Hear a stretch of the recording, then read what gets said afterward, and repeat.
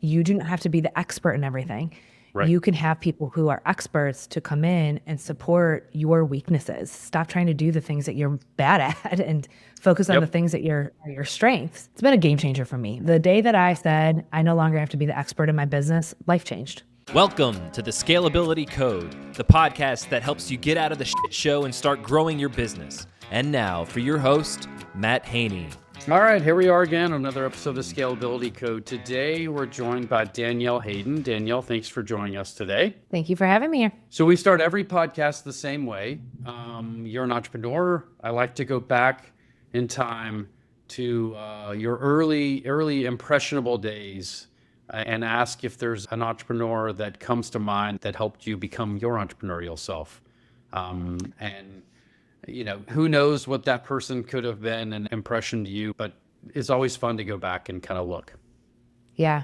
So I had a longtime friend who her parents ran a restaurant, and I remember it not being easy, like it being a struggle. They closed locations, they had different brands, and as I was growing up thinking about entrepreneurship, that's often what I thought of is just struggling, closing locations, the grind. Not fun. Yeah, Yeah. not fun. So I want to ask you, at any point, can you look back and recall someone that made an impression on you as an entrepreneur, or someone that you looked at, saw they were doing business and, oh, wow, this is what it means to be a business owner? Was there anybody that comes to mind that was, impressioned upon you? We had a family friend growing up, and I remember seeing how hard it was for them. It was a restaurant business, so a very different industry, but they were losing money, shutting down locations. It felt stressful. It didn't seem like a positive experience. I remember when I decided to start Kickstart, my parents, my family, they were not for this life. And that's what they would often talk to me about is the businesses that closed, the business that didn't do well, and how hard it was. I can't think of a harder business to run than a restaurant. I mean, Yeah. or maybe a bar, but both are in the service-based businesses, both very seasonal, both so dependent on so many variables out of your control. You can have a really great product and not get it out to the masses to taste. Restaurants are tough. And I hear you. Watching restaurateurs struggle is terrible because most of them have such a strong passion for what they do. To see them do all the things that they can and not get through to the other side is pretty shitty, to be honest. My dad was a banker. My mom was a school teacher, both very tenured, done all their things. But one of my close friends' dad was an entrepreneur, and he ran recycling businesses. Like he would have roll-off dumpsters, and he would go buy all these machines that are antiquated, and he would strip out the material and resell the parts. And he was always grinding as an entrepreneur and had some wins and never really talked about the losses. But I was so enamored with the fact that he worked for himself, as my parents were very successful in what they did, but they didn't take on the entrepreneurial journey, right, wrong, or indifferent. And it was always interesting to me to see the entrepreneur, the feast and famine mentality, because just like the restaurateurs that you referenced, when you're good, you're really good. And when you're bad, it is just so I appreciate the fact that you saw restaurateurs as a challenge, because it's certainly admirable when they succeed.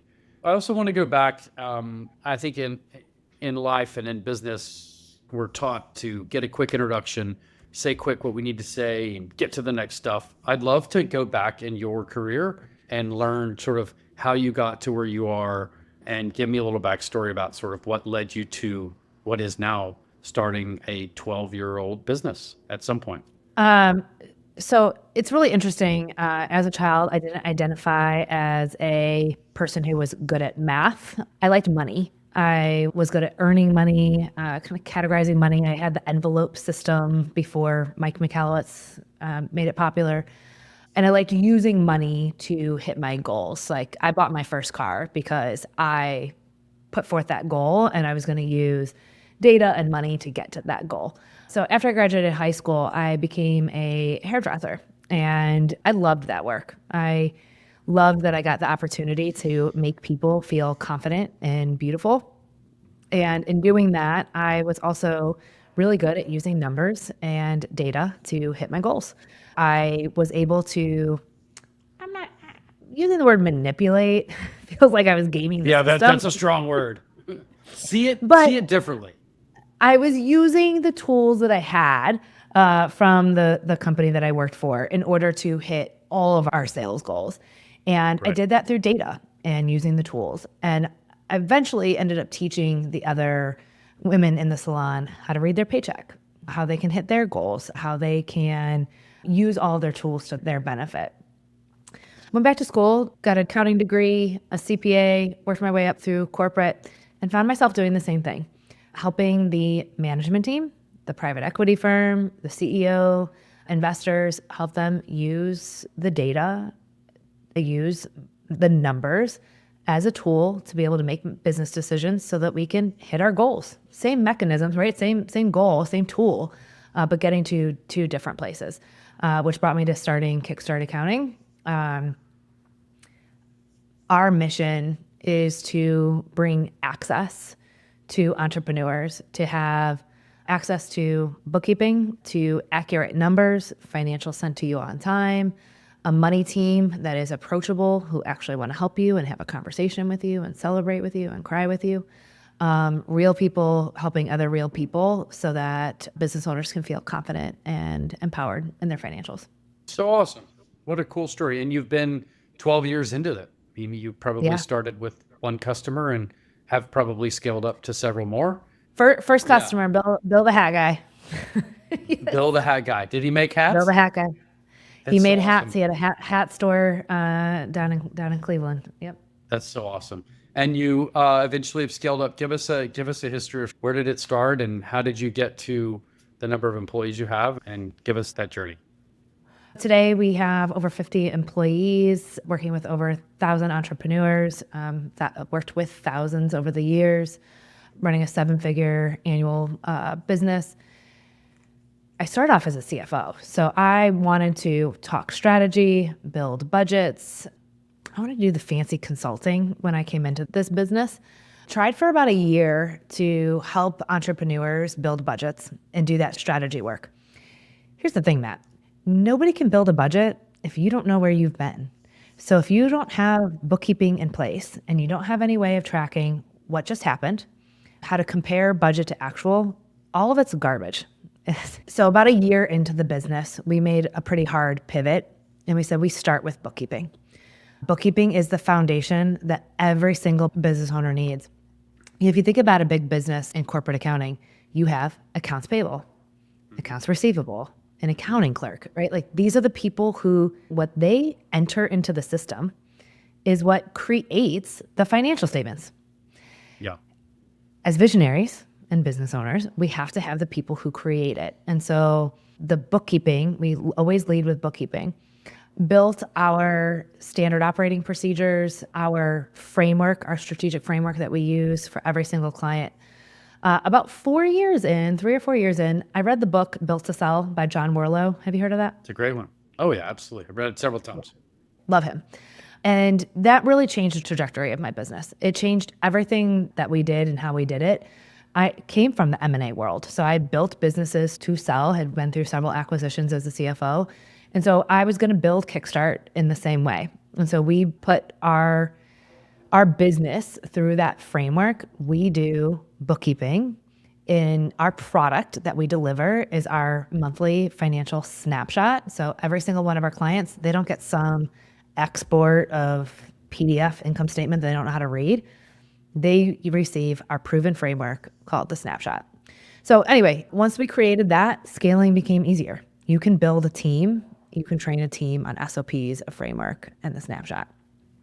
Especially a group of linear-minded accountants. Yes. Most of those folks that I've been fortunate to work with tend to be the folks that you're like, hey, can you help me create a process? Because your mind is probably wired that way. Yeah. Help me. Yes, exactly. That's awesome. Yeah, we added on tax services about 6 years into the business. We now have our CFO framework that we use. So everybody starts with bookkeeping, and then we add on CFO and tax when that client needs it. So now we have 50 team members between bookkeeping, CFO, and tax. So awesome. What's a typical air quotes What does a client profile look like for you now? Like, I know you started with Bill the Hat Guy, and he's great, but where have you evolved into, and sort of give us that journey from Bill the Hat Guy to where you are today? Yeah, I'll talk about Bill first. So I remember Bill was running this small little store. He just had a passion for hats. And I remember I came in and not only did we did his bookkeeping, and then I sent him a 25-page PowerPoint presentation on his financial statements. And I remember him looking at me and going, I don't know what any of this means. Okay, so we got to lead with education first. Today, who we help, our bookkeeping clients come to us when they're ready to grow their business. So you have revenue in the business. It's real revenue. You're not a hobby. You've got something that works. People are seeking you out. And you're hitting over $100,000 to the $200,000 marker is usually when we start working with our bookkeeping clients. They're people who they know they shouldn't be the one doing the bookkeeping. They're ready to grow their business. They're ready to stop wearing all of the hats in their business. We have very, very long-term relationships with our clients because remember, we lead with education first. So when they get a financial statement from us, yes, we've done the bookkeeping. Yes, they have accurate books. Yes, everything's been reconciled. Those are all things that like any bookkeeper or accountant could do for you. Well, they should be anyway. We should be able to. Yeah. So anybody could do that. But when we send our financial statements, we actually theme them with education. So for instance, this month, everybody is getting a podcast episode around their net income. We're educating, we're looking at a specific area of the financials, and we're saying, okay, as business owners, how do we actually use this number and freaking do something with it? Right. Financials are no good if we don't ever do anything with that information. So yeah, I'm going to jump in on that because I do think it's fascinating to me that in my experience as a fractional COO, not having accurate data creates challenges beyond comprehension. And even worse than not having data is not having data that you believe in or the team believes in. Because I find myself with a lot of my clients going, do you trust this information? And if the answer is yes, what are we going to do with the information? If the answer is no, we've got to go back to the basics and the building blocks of the business so that we can believe in what we're seeing. I don't know if you've seen that or if you've come across that mental block that folks have, which is, well, this isn't right. This isn't right. It's just like, oh, if it's not right, how do we freaking get it right? Yeah. Yeah, we have that before people come to us. We don't usually have that once they're a client. Right. But absolutely. So we created a service called Check Your Books a few years ago for that reason exactly. Because people are like, I don't know, I kind of have a bookkeeper or I have a tax accountant who's kind of doing something, but I never feel like the information's right. So we do go in and actually check other people's books to say, hey, here's what is right and here's what's wrong. You literally... So I've been running my podcast, CEO Numbers Network. We are on like episode 325. Oh, geez. Yeah. That means I have talked for 325 hours, okay, on how to use your numbers to make business decisions. Do you know how many of those episodes are applicable to you if you don't have bookkeeping that's accurate? Yeah, like zero. Yeah. Because you cannot be a CEO of your business if your books aren't right. And I actually have like hard truth for everybody. It is your responsibility. Nobody's coming to save you. It's your responsibility as a CEO to get those numbers right, to find the right team that's going to get them right, because then you can do your job. And if you don't have accurate financials, you are literally not doing your job. And not doing your employees a service either. Yeah, preach, Danielle. I'm saying the same thing so many different ways. You are listening to the Scalability Code. I'm your host, Matt Haney, founder of Sinclair Ventures, and we help visionary entrepreneurs like you get out of the shit show and focus on growing your business. We offer fractional COO and leadership coaching services that free up that brain of yours to focus on what's next. Learn more about us at sinclairventures.com. Now back to it. Let's switch gears a little bit. I know this is a podcast around growth and scaling, and you have done that over the last 12 years. There's definitely a point in which you were the problem. It's what I deal with every visionary entrepreneur, whether they want to agree with it or not. And most of them later in their career will agree that at some point they were the problem, if not currently. Give me some examples, if you can, when you were the challenge or the impediment for scale, like when you were the one that was keeping you from being successful. Well, you're talking about it in past tense, which I think is interesting. Well, maybe you're the problem today. Maybe I this am is the an problem. intervention. I am a true visionary. I do have about 500,000 ideas before breakfast. And for a long time, I can count times this year that I've done it, where I wake up in the morning and I have so much energy and I drink a whole bunch of coffee. I go to the gym and I listen to podcasts and I do content and research. And I have all these ideas and I want to implement them yesterday. Okay. Surprise! Yeah. And so I am constantly derailing our team. And we've actually had a hard time sticking to things like EOS because a quarter feels like an eternity because I've already brought us down 25 other different goals by the time we get to the end of a quarter. I have a really amazing team who they know how to, that's a great idea, Danielle. I'm going to go ahead and put it over here. And then we can decide which quarter is the best quarter to do that in. Or we'll put it on the IDS list and then you can show us your idea later in this EOS meeting. For me, getting out of the way is really getting the right people in the seats. I have an incredible CFO on my team. I have an incredible operations manager on my team who know how to, they know where we're going in the business and they can hold me accountable to where we're going. When I think about scaling to our next version, we want to hit 10 million. Our goal is to impact the lives of 1 million business owners through our podcast, through other people's podcasts, through our services. And our 10-year goal is 10 million in sales and in annual reoccurring revenue. And I will not be able to do that if I think that this business is resting on my shoulders and that I have to be the one to do everything. Tell me about your team. As you scale your business, you obviously have a lot of bookkeepers that are doing work for you. You said you have 50 employees. Talk me through your leadership team and how you scaled to where you have these people today. And are they leaders that are also responsible for delivery, meaning billing work, or are they truly in the leadership and management seat, not responsible for billing? So I have a VP of operations and a vice president who they are not responsible for client delivery. They are true leaders of departments. My operations VP oversees sales and marketing, and then true operations like finance, HR, treasury, legal, back-end systems, our project management system, CRM. She oversees all of that. Did she start as a bookkeeper with you and grow up to that? I hired her as an operations assistant part-time. And we joke that she worked one part-time week and it was her first week of employment and she has never worked a part-time week since. Yeah. Hopefully she quickly got paid for full-time and not part-time work. Yes. She's an ops, and who else do you have helping you? Yeah. And then my vice president oversees our CFO team and our tax team. Both of the managers there report into her. I oversee the bookkeeping team.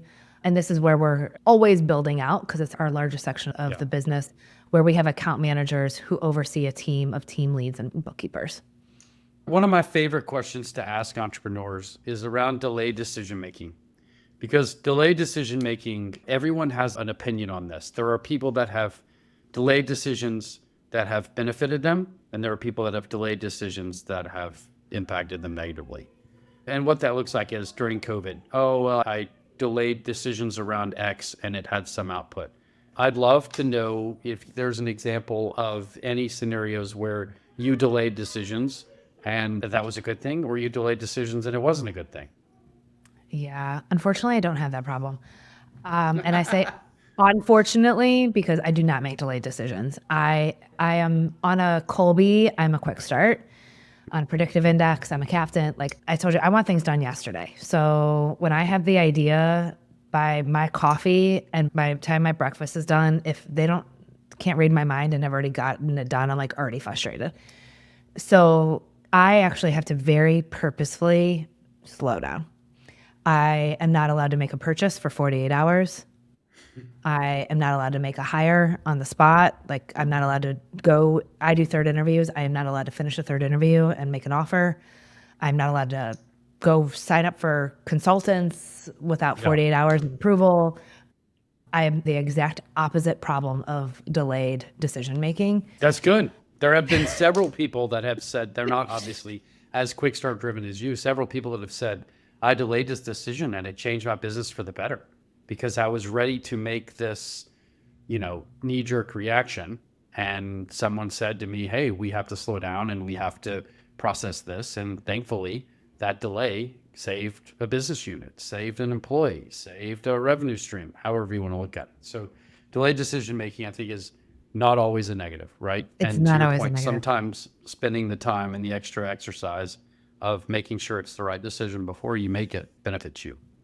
In EOS and in our businesses, we operate very systematically. And one of the key components of a true operating system, EOS or not, is measurables, KPIs, metrics, scorecards, OKRs, whatever the hell you want to call them. Some metric that allows you as a business owner to, from a 50,000 foot view, measure the success of your business using a series of metrics, whatever those are. For us, it's 3 to 7 metrics. Talk to me about your current metrics and the evolution of that process. And how often are you revisiting those to encourage yourself to do better? Yeah. We've been using the same metrics, I would say, since 2021. And again, I'm one who wants to change and switch things up and get creative. And so it's hard for me to do things for long periods of time consistently. So it's a good thing that we've had this much data and this much time along these metrics. And this is the framework that we use for every single one of our CFO clients. So it's what we use for our CFO clients. So for me, it's something that I used as a CFO for my prior private equity firms that I brought to entrepreneurship. It works for me. And now we do it with our CFO clients. So first is the weekly dashboard. Each week, we are looking at cash, debt and credit card balances, accounts receivable, not in a detailed level, but high level accounts receivable with, few key clients who might be red flag issues. And then the percent change. So is our cash and liabilities going up or down over periods of time? So every single week, I call it that execution mode. We have to be able to execute our business, and that includes paying payroll and our credit card balances. Yeah, it's kind of a thing, right? I hear people frown about missing payroll. So that's our weekly. And then in our sales meeting, we're also looking at number of discovery calls, number of closed clients, open leads, lost clients. So how many clients have we lost? And our net reoccurring revenue impact of those. And so again, same thing we send to our clients is new clients, lost clients, and their net revenue each week. And then on a monthly basis, that's where we do the full financial review, where we're looking at revenue, cost of goods sold, our top 5 operating expenses, net profit. And the number that I think that people like, revenue gets all this like attention, and I mean, yeah, it's cool. Like I want It solves all problems, right? Revenue. Yeah, I want to hit 10 million, but I actually most pay attention to cash outlay. So revenue minus operating expenses, minus your average debt payment, minus owner's draws. Like that's where people are losing money, is debt and owner's draws. So we pay very close attention to our monthly cash outlay. And again, doing the same thing for our clients.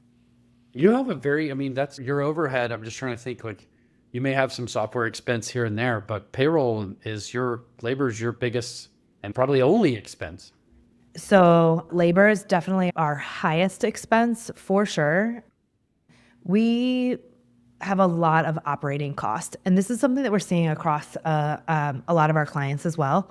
People are so excited about the buzz around AI, and AI is expensive. So we have multiple tools, and for every tool, we need 50 licenses. You can't share one when you have 50 employees, okay? Yeah. So for everything, Zoom, Calendly, Loom, ChatGPT, when we switch to Claude, you name it, there's 1,000,001 operating expenses. So I think for us, and then what we're hearing from our clients, is the creep around the subscription costs. All the SaaS platforms that you have to have in order to operate a business is Yes. I love the way you just said that. I might do it.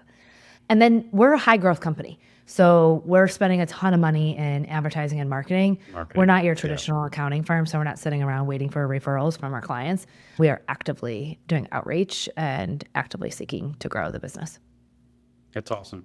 So you triggered a question. If you, I always think like, what's your client type business profile? Meaning, are they service-based business? Are they retail business? Are they professional services? Are they blue collar? Are they software? Is there any overlap where you guys, I know every business needs a financial component, yes, but do you see any overlap in some of your clients to the point where they would skew, we're especially good at X, Y, and Z type business? Yeah. A business owner who finds the numbers confusing, overwhelming, they feel like the people in the accounting industry are talking over them, like using language that they don't understand, corporate language, like talk to me like a human, not a finance head. So our clients are people who want to work with humans, that when something is going well in your business, that you have someone to call and celebrate. So often our clients, they don't have a lot of people that they can call. You're not calling your best friend and be like, hey, guess what? I finally signed that $1 million deal. They're like, okay, cool. You're buying steak tonight. So it's the people who they're alone at the top. They need somebody to celebrate their first $1 million a year with. They call us when things aren't going well, for a fresh perspective and just somebody to sit and cry with you. So people who actually care. Again, you could go get some version of bookkeeping or some version of tax anywhere. My team genuinely get excited to come to work because they give a crap about clients. Like they're making positive changes in people's businesses and in their lives. It's a great place to be in.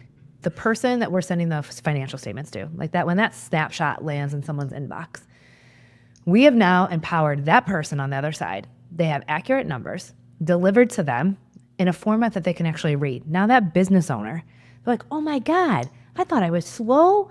I'm killing it. 25% compared to last year. Yes, I can go higher. Yes, I can go sign up for that conference. Yes, I can go do this. And the impact, the ripple that they get to have in their community is this beautiful, beautiful ripple. So our ideal client is people who don't want to receive that finance talk. I'm an entrepreneur talking to entrepreneurs, and that's the way that my team and I will always operate. Well, as we wind down, I always kind of close with this one question. Think back if anyone in your life has given you sound, succinct advice or something that sticks in your mind. This was very impactful for me. At some point, I heard this person say this and it stuck, and I'm thinking about it, and I'm also offering that advice to others. Anything come to mind that sticks out? Hire before you're ready. We hear from our clients, we hear from people in discovery calls. Well, I'm not sure I can afford it. I'm not sure I can afford to hire you, the bookkeeper. I'm not sure I can afford to hire you, the CFO, the tax accountant. I'm not sure if I can afford to hire that VA, the marketing ads. I'm not sure I can afford to hire. I'm too small. I'm not enough. All of that is keeping us from scaling the business. And when you can start to surround yourself with outside services, you do not have to be the expert in everything. You can have people who are experts to come in and support your weaknesses. Stop trying to do the things that you're bad at and focus on the things that are your strengths, allowing those outside vendors to come in and complement you. It's been a game changer for me. The day that I said, I no longer have to be the expert in my business, life changed. I work with so many entrepreneurs and visionaries that are like, oh, I have to know all the answers. I'm the founder, I'm the visionary. And I'm like, it's probably best that you don't try to know all the answers. Let's go find the people and put them around us that can help us be the subject matter experts on their field and let us be operators or visionaries or whatnot. So that's really cool. Hire before you're ready. Well, Danielle, it's been so great to have you and chat with you today on the Scalability Code. And I look forward to seeing you on the internets, and I look forward to sending you some clients when they need expert bookkeeping. So Danielle Hayden, thanks again for joining us on the Scalability Code. Thank you. Thank you for listening to the Scalability Code. If you made it this far, please follow the show on Apple, Spotify, YouTube, or wherever you get your podcasts. We'll see you next time on the Scalability Code.